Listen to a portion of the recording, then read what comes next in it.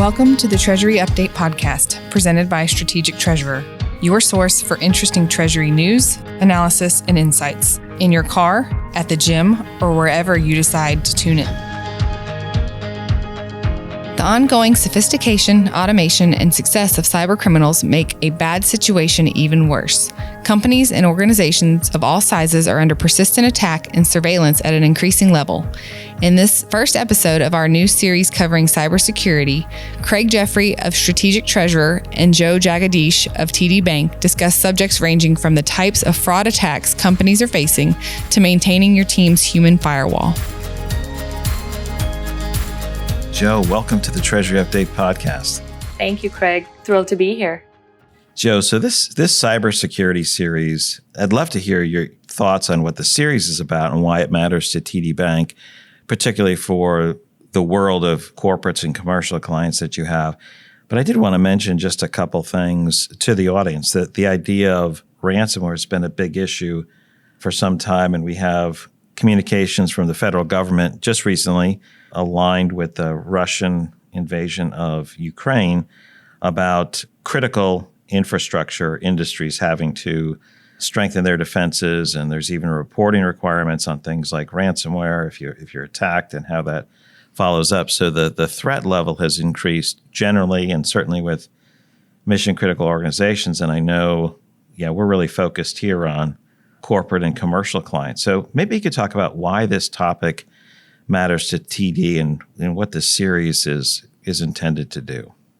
Thanks, Craig. And you're right. There's just general heightened awareness across the industry as we sort of saw this pivot to the remote work environment in the pandemic across all industries.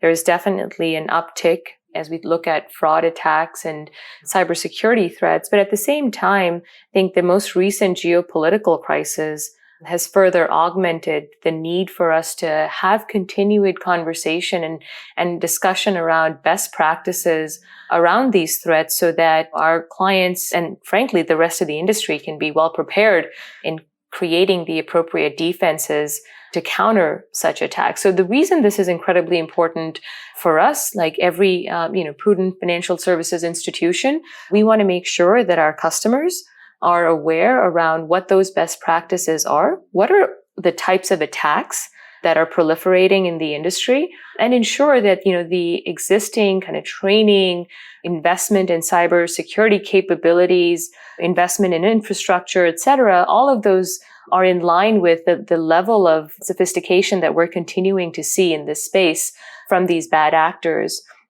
So companies and organizations of all sizes, whether they're gas pipelines, whether they're hospitals, whether they're farms, believe it or not, are all under persistent attacks and surveillance at a very, very high level. Understanding these attacks and strengthening our defenses, it needs to be sort of an ongoing process, an ongoing evaluation of existing systems, policies, procedures, trainings, internally as well as, across the different technology providers that our organizations are working with. And so in this series, we're going to talk about tactics such as man-in-the-middle, ransomware, spoofing attacks. We'll review some specific defenses, as well as the mindset required to maintain commercially reasonable controls, leading practices, and maintaining that human firewall. Yeah, excellent. On the attack front, you mentioned man-in-the-middle, ransomware, these spoofing attacks such as business email compromise. What do you want to accomplish with people's understanding through this series? I think it's important to really understand the tactics, because understanding the tactics helps organizations and frankly, individuals within those organizations really identify a pattern. And if they're seeing that, you can raise the red flag and call out that something's not appropriate. So part of the series, and I think part of what's really important here, is understanding what are those tactics that fraudsters and bad actors tend to use. So let's maybe dig into each one of them a little bit. And then, this is more around the types of attacks. And then we'll talk a little bit about what are the appropriate defense mechanisms that companies can put in place to prevent such attacks. So let's start with man-in-the-middle. It's really a type of eavesdropping attack focused on intercepting communication between parties. One example could be, a bank communicating with its customers. Cyber attackers, they'll interject themselves into an existing conversation or data transfer. Once they're successfully in the middle of the communication, meaning they've also appropriately obtained access to data or communication channels that exist between those two parties, the attackers will act as both legitimate participants, enabling them to intercept information and data from either party while sending malicious links or other information in a way that may go undetected until it's too late. Whether that is providing or obtaining sensitive information such as one-time passwords, whether it's obtaining, pushing a link over to the corporate infrastructure environment and having a user click on the link and then hence kind of being exposed to infrastructure susceptibility. Those are just examples of man-in-the-middle attacks where through social engineering or other mechanisms, these individuals will really try to present themselves as legitimate parties trying to obtain sort of that sensitive information from the customer. Yeah, thanks, Joe. That digital eavesdropping analogy was great. I know ransomware is something that will be covered on the series. This is the idea of using encryption to lock down things as a security feature, but it's turning that on companies so that they can't access their data, and they hold it ransom to get the key to unlock it. And that's been a extremely significant issue. It used to only cost companies about $10,000 to pay the ransom. Then it exceeded $100,000, and now by some measures, it costs companies for the ransom and for repairing their systems an average over $500,000. And so these are significant items. And then the third area of attacks that we're looking at in this, like you said, tactics or the criminal's playbook was spoofing and business email compromise. There's been so many warnings about this for so many years. Why do we still need to keep talking about it? And I know part of it's that so many people keep getting caught up in it because the spoofing has gotten so much better than when it first began. No, you're absolutely right. I think ransomware is one that probably, hits the press and we all read about, whether it was the Colonial Pipeline incident. And I know there have been several others that have really made the press, and you kind of see one or the other at least every week. But you're right, ransomware is really, just to kind of explain what it is a type of malicious software or malware that threatens to publish or block access to the computer system. And so companies aren't able to access the information, the data, the infrastructure that they need to run their daily operations. And this becomes really pronounced when you think about the sensitivity of clients on the other side. So for example, if you're a hospital and you're unable to now access medical records for your patients because your entire IT infrastructure is under attack, that could have not just consequences materially to sort of the infrastructure and the organization, but to people's lives. The same example goes for several other industries where ransomware poses a significant threat to human life, but as well as, economic capital and just kind of day-to-day nature of these businesses. Over the last several years, we've also seen fraudsters or these cyber attackers leverage cryptocurrency as a method of settling that ransom. The US government has gotten much more sophisticated in being able to track these payments in cryptocurrency.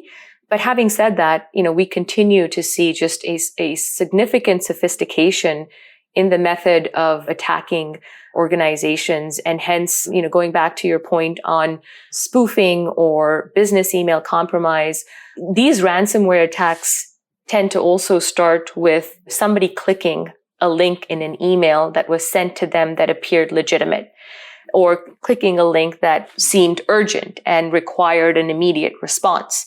So I think as we think about the various tactics that are being used, they're just continuing to get more and more sophisticated because there is a abundant availability of information out on the dark web, as well as on the public web around companies, organizations, employees, vendors. And I think that's where just the need to be incredibly vigilant is increasingly important. So that's how some of the methods that these criminals are attacking organizations and the The other part of the series is about defense, preparing for the known and the unknown types of attack as criminals advance their capabilities. They become more sophisticated. They combine some of these tactics together. There's three elements that we have for this series. It's commercially reasonable security, the human firewall, and the security mindset. And maybe you could say a few things about commercially reasonable security and this idea of, because the attacks are increasingly sophisticated and they're more automated, you can't sit still. You have to continue to improve what you do to stay at a commercially reasonable level. Maybe you could talk through some of your thoughts on this. Yep, you're absolutely right, Craig. What commercially reasonable looks like today is probably, the bar on that is a bit higher than what it used to look like several years ago. And I expect that will only continue to go up as technology becomes much more sophisticated. There's more straight through capabilities. We're all trying to get kind of to that next step a lot quicker. At the same time, as customer expectations continue to evolve around, security and convenience and user experience, we need to make sure that the commercially reasonable procedures of accessing data continue to be put in place. And I'll give you a couple of examples of that. One is setting up multi-factor authentication. I don't think multi-factor authentication should be limited to financial services. And I think over a large extent, that's where we've seen some of these use cases really predominant.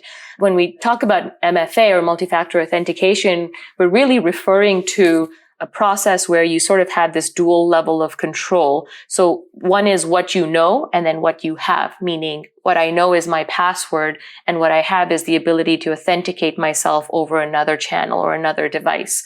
And typically what happens is when you have a multi-factor authentication in place, the hacker is unable to access data without confirming the identity, which is sort of that next step in that security level. Whether it's biometrics, eye scans, there's a lot more what I'd call ease of convenience in using that second step of identity, just given enhancements in technology, which I think are much more convenient to the end user.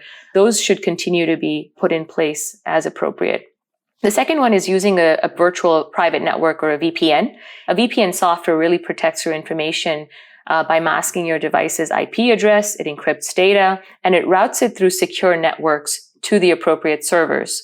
This process hides your online identity, ensuring that you're able to browse the internet much more securely and anonymously. So while you're connected to your home Wi-Fi, your internet service provider can access all your internet data. Companies are often susceptible to data breaches, which means your information may be at risk.